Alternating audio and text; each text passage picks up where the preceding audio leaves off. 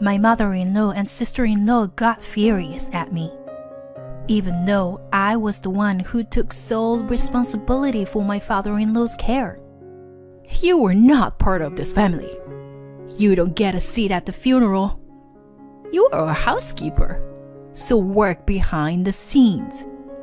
And they continue with grins on their faces. Don't worry, we'll pretend we took care of Dad. That way, you don't have to worry about being accused for your shabby work as a caregiver. I can't believe it. What they said and did leave me speechless. My name is Alyssa. I'm 46 years old. I work part-time as a professional caregiver. My husband, Calvin, is an IT engineer. We have a son, but he left home when he got a job. We had just passed a minor milestone in raising our child, and now we were ready to take a breather. At that time, our family was shaken by a terrible event. My father-in-law had a stroke and needed nursing care. I can't take care of him. My legs and back are too weak, you know. My mother-in-law called my house to ask for help. My husband has a sister, Doris, who lives alone. If my mother-in-law can't take care of him, it should be either my sister-in-law or us. Soon after, we had a family meeting. We have a professional caregiver in the family, so it's a done deal, isn't it? My sister-in-law singled me out with a mean look on her face. I knew it would come to that. But that doesn't mean I feel comfortable discussing my job and taking care of my family members on the same level. On the other hand, there were things I felt from the perspective of a caregiver. In my work, I have seen many families crumble between debts of gratitude to their parents and the hardships of caring for them. My father-in-law and I are not related by blood. I thought I might be able to separate the two in a way that blood relatives can't. Calvin, how about you? How do you feel about your father? I asked my husband right then and there, and he answered immediately. I owe my father everything for raising me to be a man. That's when I came to terms with my feelings. Then I will take care of him.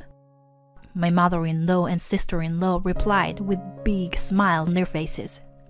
Oh, really? Thanks. I felt sadness and anger at the way they spoke to me, as if it was a matter of course. And so my life as caregiver began. Well, as is common in any home, things happen day by day. Bathing, toileting, and midnight bell. I quit my job because I found it too difficult to take care of my father-in-law while working part-time.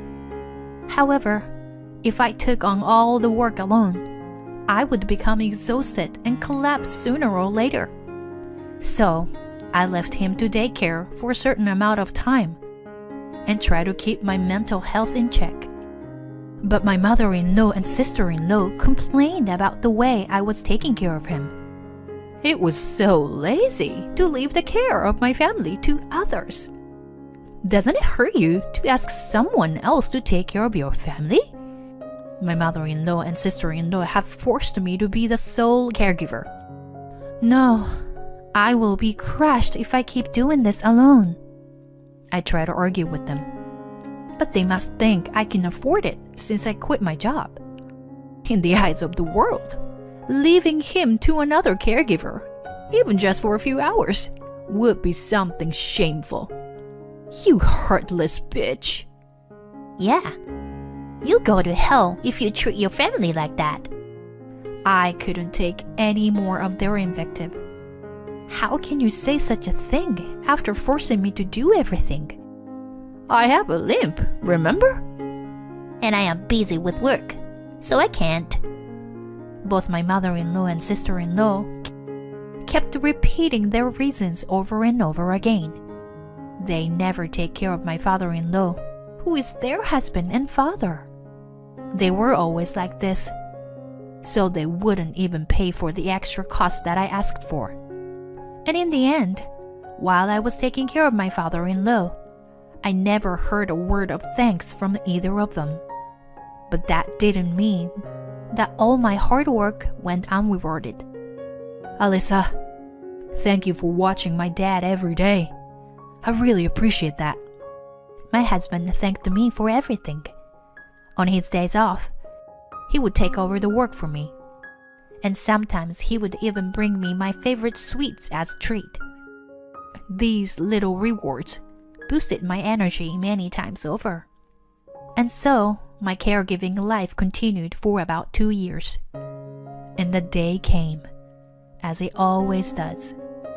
The day of farewell, of course, brings a lot of memories. Once he was gone, all the good things about my father-in-law came back to me, and I cried. On the other hand, I also felt relieved. What I can say out loud and what I can't say out loud are all coming together. It was with these mixed feelings that I attended the farewell ceremony. But what surprised me was the attitude of my mother-in-law and sister-in-law to the relatives who gathered there. They were talking about the last days of my father-in-law's life to everyone. Yeah, it was hard work. Take care of him at home, you know. But my husband was happy, even on his sickbed. They would talk things like that, as if they took care of my father-in-law. Thank you for taking care of him until the end. In response, the relatives thanked my mother-in-law and sister-in-law in such a way. I couldn't believe what I was seeing. At that moment, my mother-in-law walked toward me. It was a white marble floor, so the sound of her walking was very loud. My mother-in-law stopped in front of me and said, "What are you doing here?" "Wearing black." She almost grabbed me. "What? I'm here to say goodbye to him, of course." I tried to continue, but my mother-in-law shouted at me, "You don't get a seat at the funeral."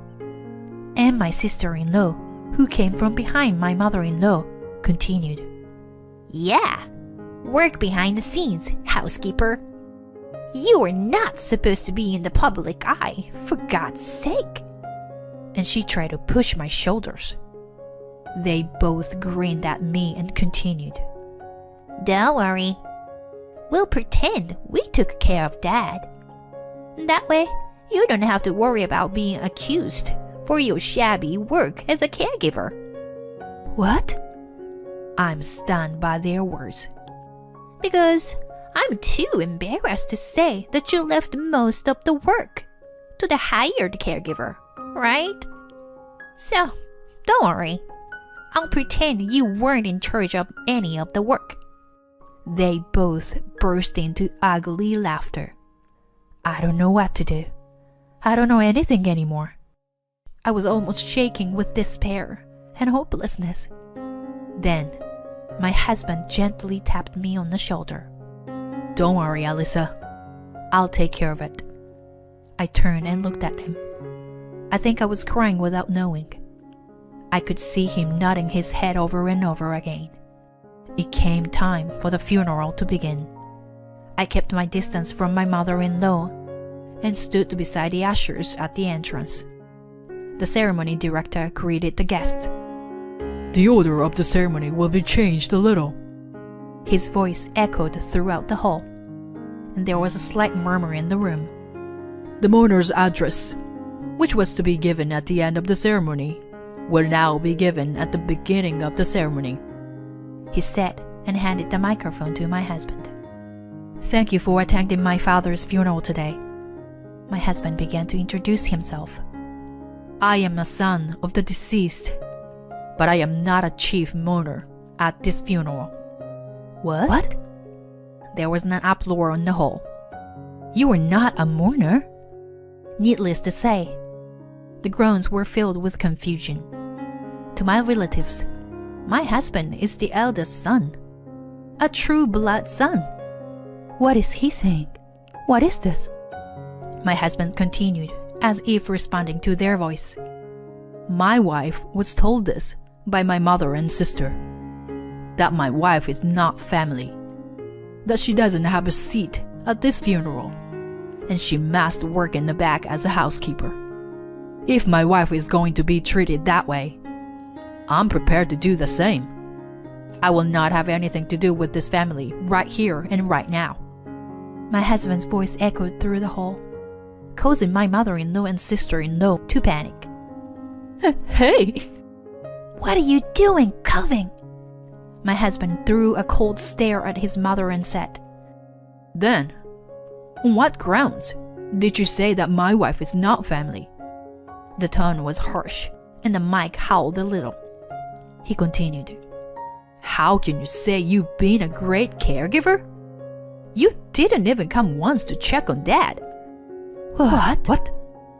It wasn't just my mother-in-law and sister-in-law. The whole place was abuzz with surprise. My wife took care of my father, alone. On top of that, my mother and sister didn't even help us financially. They just pushed their daughter-in-law to do the job. Here's the record. My husband took out his smartphone and revealed his father-in-law's caregiving notes that my husband and I had shared. The notes clearly showed how I took care of him. Alyssa did her best to change the flavor of the liquid diet each time so that the menu did not overlap. She also keeps a record of the numbers of times he defecates at night. She was concerned about my dad's constipation. My husband told everyone how I was taking care of him, reading out the notes. Now, no one believed that my mother-in-law and sister-in-law were taking care of my father-in-law.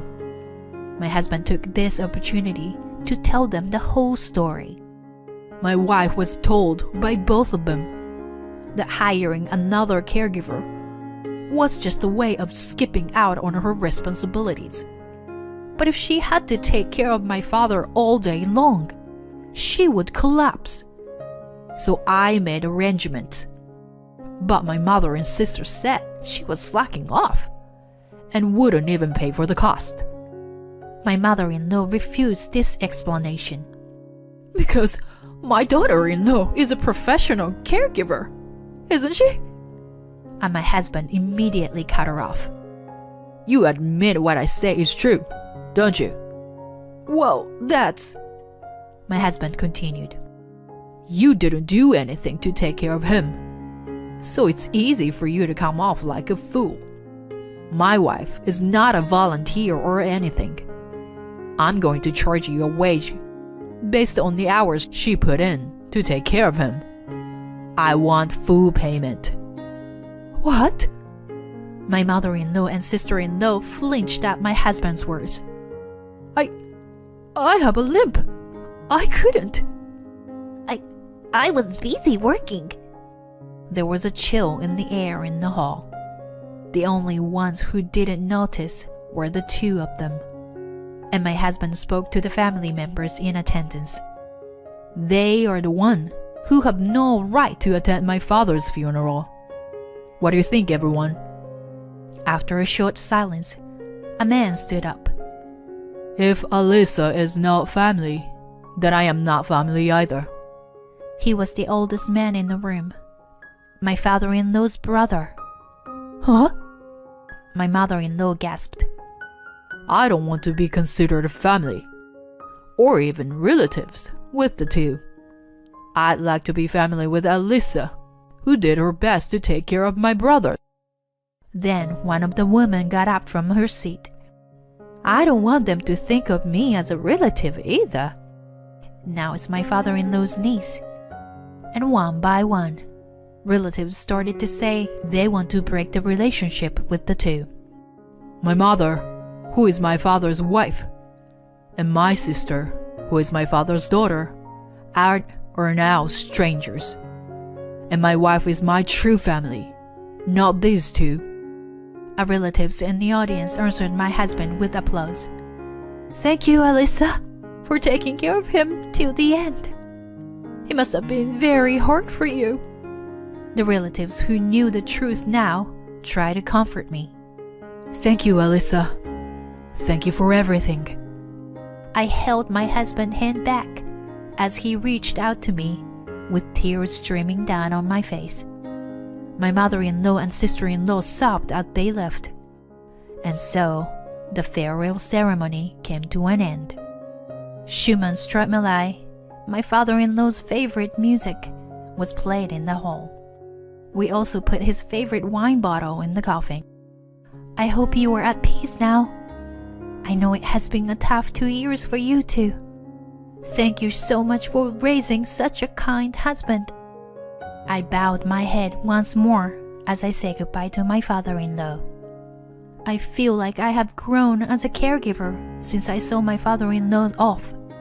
I went back to work as a caregiver, from part-time to full-time, and was even promoted to manager. Every day, I listen to the complaints of new caregivers and the struggles of the families of those being cared for. On the other hand, my mother-in-law and sister-in-law, who were cut off from their relatives, moved far away because they couldn't stand the cold eyes of their neighbors. I probably won't see them again.